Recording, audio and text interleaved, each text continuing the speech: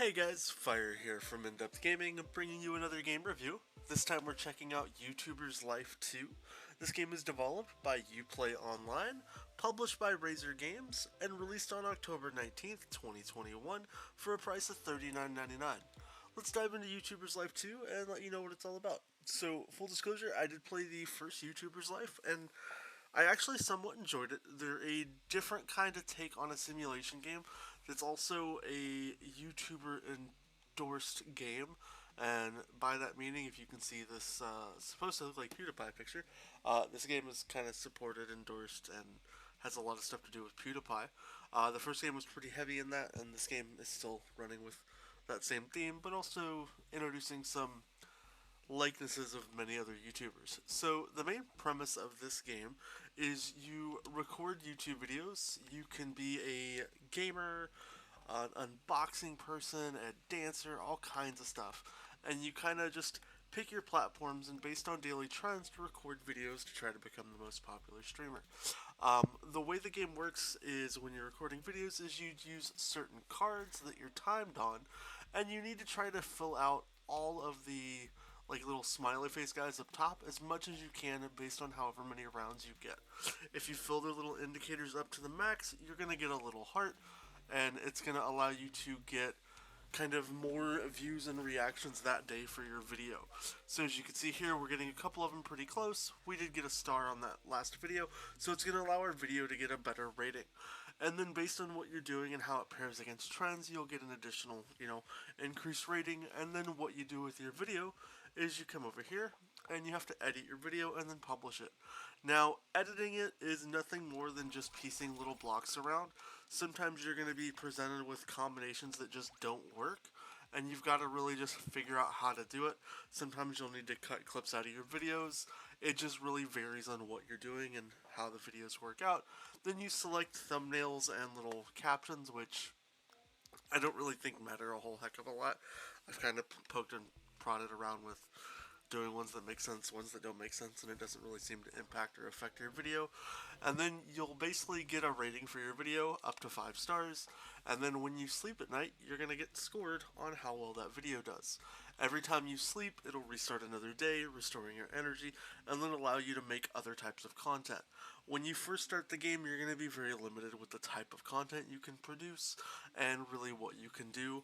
For the most part, it's either going to be that set, genre of content that you decide to pick with your character, and where you choose to live.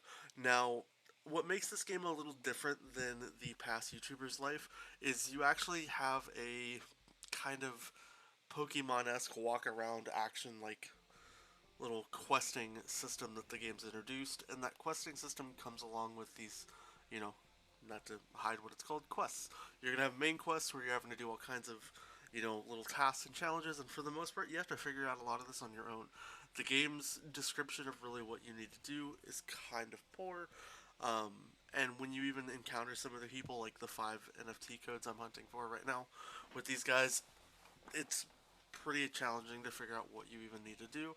A lot of your time's going to be spent either doing these main little side quests that are going to build up on you quite a lot, and you're going to have to really try to just complete any of them that you can. But when you're going around the city, one thing I do like compared to the first game is now you actually have stores and things you can walk into and interact with. So lead point here would be like a computer store so you can upgrade your equipment. But let's be honest, we're all video gamers. We want to go see what the video game store looks like, which appears to not be open yet. It says it opens at 9 a.m. and it's Sunday and I'm stupid. But I guess if you want to see the video game store, you're going to have to go check it out on your own.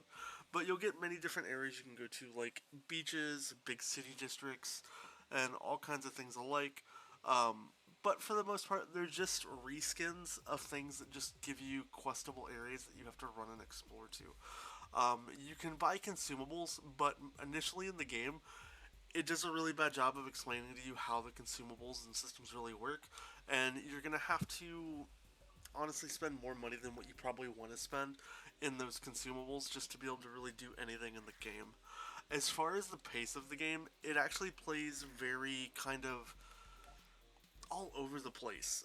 When you're first playing, there's like a lot of information it hits you with, and then the game will quickly change into a you need to figure it out. We're not really going to help you anymore mentality. And it's going to really kind of probably get on your nerves a little bit. I mean, I'm already 10 to 12 hours into this playthrough, and I really don't know what I'm doing, what my main goal is, outside of just trying to become like this number one YouTuber. And a lot of what you do in the game is just a very broad rinse and repeat action. Record 2 videos, doesn't really matter what happens, start the next day. Or sometimes you record 3 videos and you can't do much. Or you'll just spend most of your time hoping that the quests that you're working on will really result into something that progresses the story, so you can maybe just do some cooler stuff. Um, and then some of the things you unlock in the game are kind of all over the place. It doesn't really have a rhyme or reason, it just happens. And for me, that's something that is kind of weird and bizarre, and I'm not too sure how I really like that. As you can see here, this is a little bit of where you have to like piece the video clips around, and sometimes you have to waste and burn clips. You're gonna do a lot of stuff in the game that honestly will seem like you're just wasting your time. Um, but if you like these simulation S style games, it's not a bad game for you. As far as giving any type of an opinion on the game, I definitely think at a $39.99 price point for what's here, they're trying to give you a lot, but it's a lot of repetition into what you're doing while you're playing. And I think a $40 price tag is a bit much to go for this game. So I'm going to strongly recommend you either wait for a sale or pass right now. I think at a $20 price point, it's probably a much better pickup. And you'll have a little more enjoyment, but I think $40 is honestly a bit too much as far as what the game is priced at. But if you agree with me, let me know if you picked the game up, and if you have any other questions, please let me know down in the comments. I hope you guys have a great rest of your day. Please consider subscribing, and we'll catch you guys next time. Let's sign off here with a random little Insta life, not an Instagram joke, but yeah. I hope you guys have a great rest of your day, and we'll catch you next time.